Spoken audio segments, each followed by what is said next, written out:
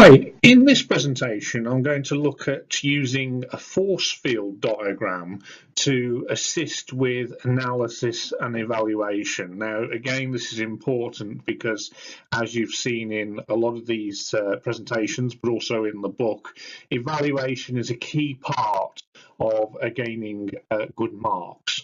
So let's have a look at a force field diagram and see how you can use it to help dissect and evaluate the key issues at stake. So let's imagine we have an assignment task here which is about hormone replacement therapy. So this may be a biology or a medicine or a nursing related assignment. Evaluate the benefits and risks associated with the use of HRT. Now, this assignment task, as you probably see, is very explicit in the sense that it specifically requires evaluation. Some of your assignment tasks may not be that specific, but obviously, as you've seen from the mark schemes, the sample mark schemes that are included in the book, evaluation is very much at the top end of the mark categories. So it's something that you need to be looking at, even if the word evaluation or evaluate is not actually in the assignment task or title. So let's have a look at a diagram relating to HRT. So this is the force field evaluation table. It's adapted from a guy called Kurt Lewin in 1951. So this is far from being a new concept, but notwithstanding its age, it's been around a good while. This is a really useful tool to actually help you to dissect and evaluate key issues at stake.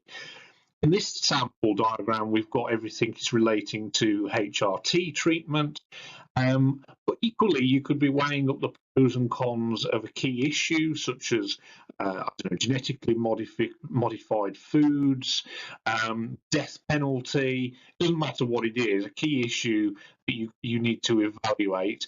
Or equally, it could be an actual scholarly article, journal article, or book. You could be evaluating the validity of the ideas contained within that text or the arguments contained in that research article. So anything really that you need to evaluate, you are essentially looking at the pros and cons. So you can map those onto the force field evaluation table.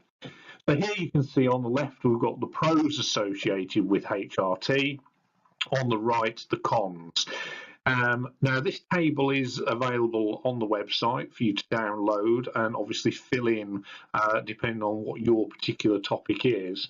But also interestingly, if you look at the arrows, the size or the length of the arrows is a visual representation of just how good the pro is or how bad the con is, how significant those pros and cons are. So you can either make those really fat or really long. You don't have to have the numbers that are at the top there. This is kind of integrated here almost like a scoring system, but you don't have to do that. The main thing is to have a visual representation of the pros and the cons, a summary that you can then build into your argument, into your essay. So if we just have a look at this example here, we've got at the top left there the HRT alleviates the often quite debilitating symptoms associated with the menopause, which causes a lot of women to go to the doctors. So it's a big pro associated with HRT that it alleviates those symptoms. However, a con is that you have got some side effects, although depending on the kind of treatment that you're actually having, they might be less of an issue depending on the particular drug that the patient is taking. So as you can see on that, at least the benefits outweigh the negatives. In relation to the reduced risk of osteoporosis, that's obviously a good thing. That's got a 2 there. It's a good pro. That is largely outweighed by the associated risks of taking HRT in relation to cancer, heart attacks, strokes and blood clots. So you can see the visual representation there is that the con outweighs the pro. Now, in some of these instances, you'll see that the pros and the cons actually cancel each other out, or are fairly equally weighted. And an example of that is the bottom set of pros and cons here. So patients will obviously spend less time going to their doctors in relation to the symptoms associated with the menopause. So that's good. It uses less resources. Well, as you can see, that it's actually a treatment which is not recommended for women over 60. So that really limits who can be given this treatment. So as you can see there, the pros and the cons have effectively negated each other, that you've reached an equilibrium essentially.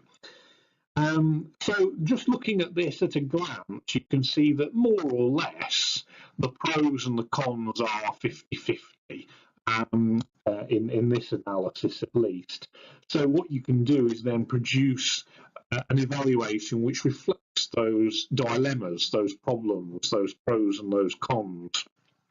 Obviously, if you see one where it is overwhelmingly pros, then but you're still evaluating as long as you've taken into consideration both sides of the argument.